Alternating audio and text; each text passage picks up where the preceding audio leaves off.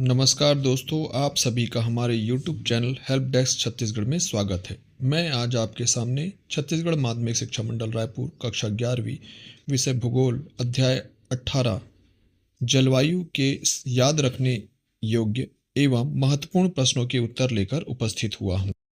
याद रखने योग्य बातें। भारत मानसूनी जलवायु के अंतर्गत आता है। भारत की जलवायु को निर्धारित करने में हिमालय पर्वत, कर्क रेखा तथा भारत के तीनों ओर स्थित सागरों की महत्वपूर्ण भूमिका है। भारत में सामान्यतः 3 ऋतुएं होती है: ग्रीष्म ऋतु, वर्षा ऋतु और शीत ऋतु। भारत में सर्वाधिक वर्षा शिलांग के मौसिन राम नामक स्थान पर होती है। ग्रीष्म काल में उत्तरी भारत में चलने वाली गर्म और शुष्क हवाओं को लू कहते हैं।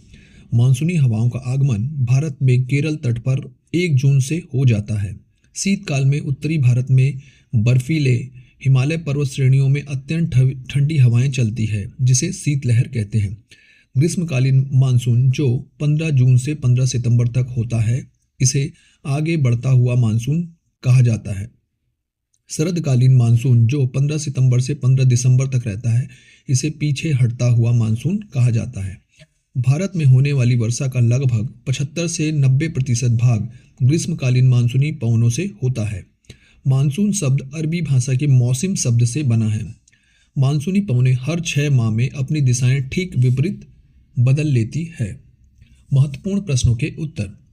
प्रश्न: जलवायु से आप क्या समझते हैं? उत्तर: किसी बड़े क्षेत्र में लंबी अवधि, सामान्यतः 30 वर्ष से अधिक के दौरान मौसम की स्थितियों और विविधताओं के कुल योग या औसत स्थिति को जलवायु कहते हैं।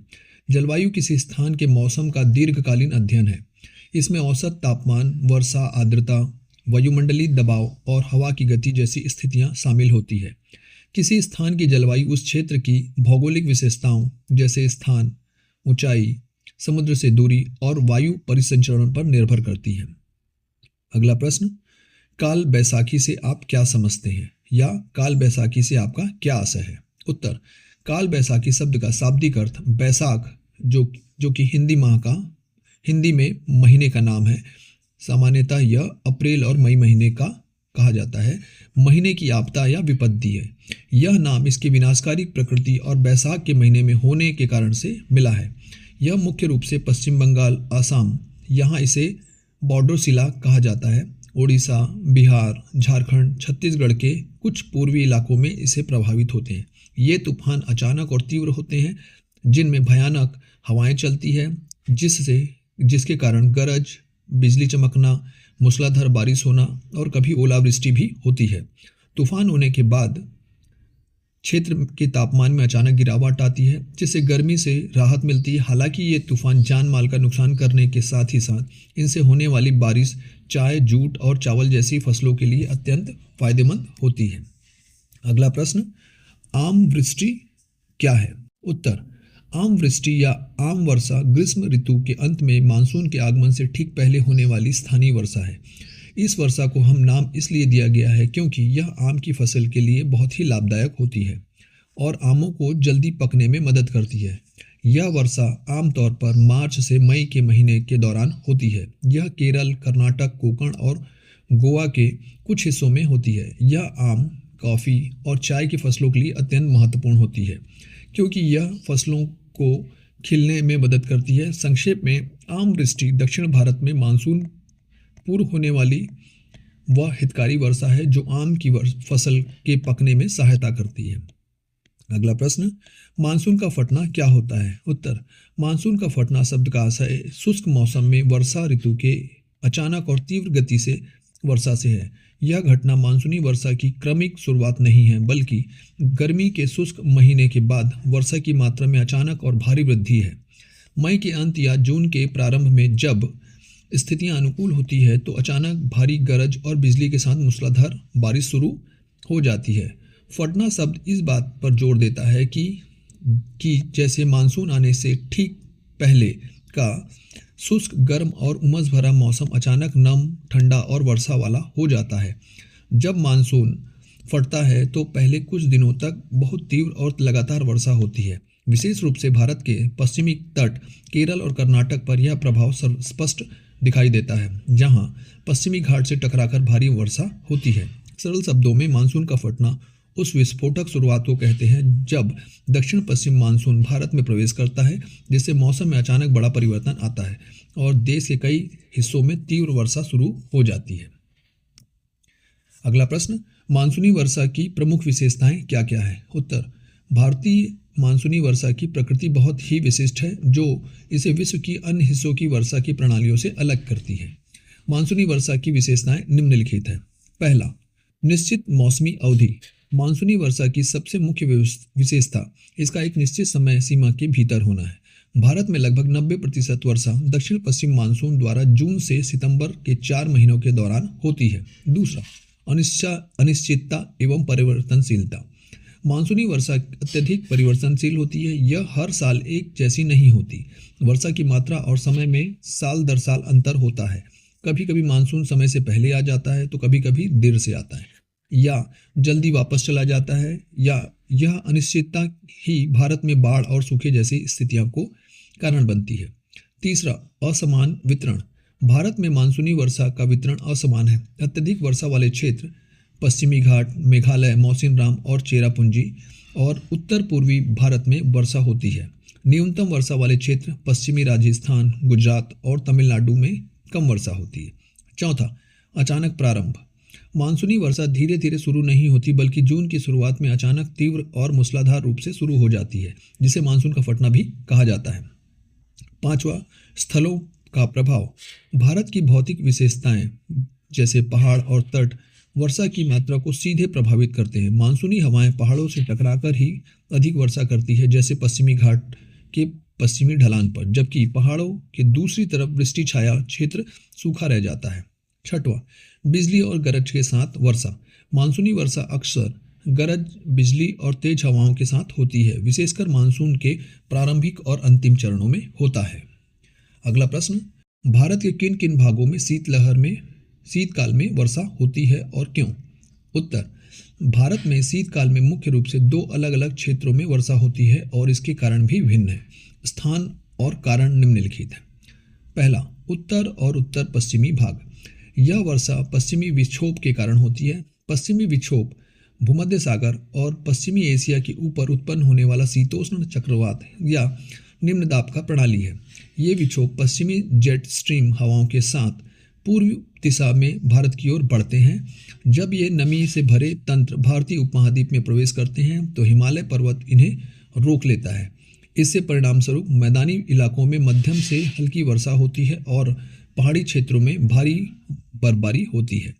यह वर्षा इस क्षेत्र में उगाई जाने वाली रबी की फसलों जैसे गेहूं के लिए बहुत ही महत्वपूर्ण होती है। इन क्षेत्र में पंजाब, हरियाणा, दिल्ली, पश्चिमी उत्तर प्रदेश तथा हिमालयी क्षेत्र, जिसके अंतर्गत जम्मू कश्मीर, हिमाचल प्रदेश, उत्तराखंड शामिल है। दूसरा, दक्षिण पूर्वी तटीय भाग, जिसे कोरोमंडल तट भी कहा जाता है। इस वर्षा का कारण उत्तर पूर्वी मानसून या लौटता हुआ मानसून है। इसकी उत्पत्ति शीतकाल के दौरान अक्टूबर से दिसंबर माह में होती है। मानसूनी हवाएं भारतीय मुख्य भूमि से वापस बंगाल की खाड़ी की ओर बहती है। स्थल से समुद्र की ओर जब हवाएं बहती है, आमतौर पर ये हवाएं शुष्क होती है, लेकिन बंगाल की खाड़ी के ऊपर से गुजरते समय ये हवाएं नमी सोख लेती हैं। नमी युक्त ये हवाएं तमिलनाडु और आंध्र प्रदेश के तटों पर से टकराती है, जहां भौगोलिक स्थिति के कारण ये वर्षा करती है। तमिलनाडु में सर्दियों में होने वाली यह वर्षा राज्य की कुल वार्षिक वर्षा का एक महत्वपूर्ण हिस्सा होती है। इस क्षेत्र में मुख्य रूप से तमिलनाडु का तट और दक्षिणी आंध्र प्रदेश के कुछ हिस्सा शामिल है। अगला प्रश्न, मानसूनी वर्षा का भारत के जनजीवन पर क्या संबंध है? उत्तर, मानसूनी वर्षा का भारत के जनजीवन पर गहरा संबंध है। मानसून को भारत की जीवन रेखा भी कहा जाता है। मानसूनी वर्षा का भारत के जनजीवन पर बहुआयामी प्रभाव पड़ता है, जिससे निम्नलिखित बिंदुओं के माध्यम से समझा जा सकता है। मानसूनी वर्षा का भारत के जनजीवन पर प्रभाव। पहला, कृषि पर निर्भरता। भारत एक कृषि प्रधान देश है। यहाँ की अधिकांश कृषि मानसूनी वर्षा पर निर्भर है। खरीफ की फसल जैसे चावल, ज्वार, बाजरा, मक्का, कपास, मूंगफली पूरी तरह से मानसून के समय होने वाली वर्षा पर निर्भर करते हैं।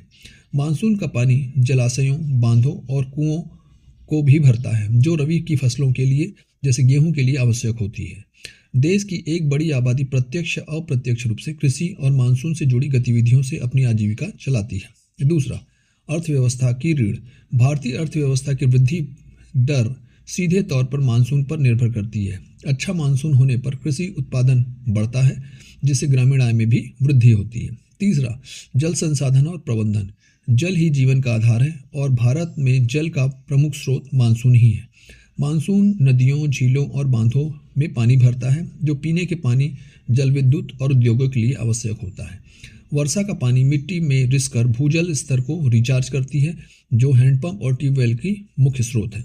चौथा, पर्यावरण और पारिस्थितिक। मानसूनी वर्षा प्राकृतिक पर्यावरण और जैव विविधता के लिए अत्यंत महत्वपूर्ण है। देश के वनों, घास के मैदानों और विविध वनस्पति का अस्तित्व मानसून पर ही निर्भर करता है। मानसून के कारण ही भारत में विविध प्रकार के जीव जंतु और पारिस्थितिक तंत्र पनपते हैं, विशेषकर पश्चिमी घाट और उत्तर पूर्वी क्षेत्रों में। पांचवा, सामाजिक और सांस्कृतिक जीवन। मानसूनी वर्षा का भारतीय समाज और संस्कृति पर भी गहरा प्रभाव पड़ता है। भारत में कई त्यौहार जैसे तीज, हरेली, ओणम वर्षा ऋतु के आगमन से जुड़े हुए हैं, जो कृषि चक्र और प्रकृति के प्रति आभार व्यक्त करते हैं। छठवां, जीवन पर नकारात्मक प्रभाव। हालांकि मानसून वरदान है, लेकिन इसकी अनिश्चितता और असमान वितरण चुनौती भी पैदा करती है। अत्यधिक वर्षा से कुछ क्षेत्रों जैसे बिहार, असम, पश्चिम बंगाल में विनाशकारी बाढ़ आते हैं, जिससे जान माल का भारी नुकसान होता है।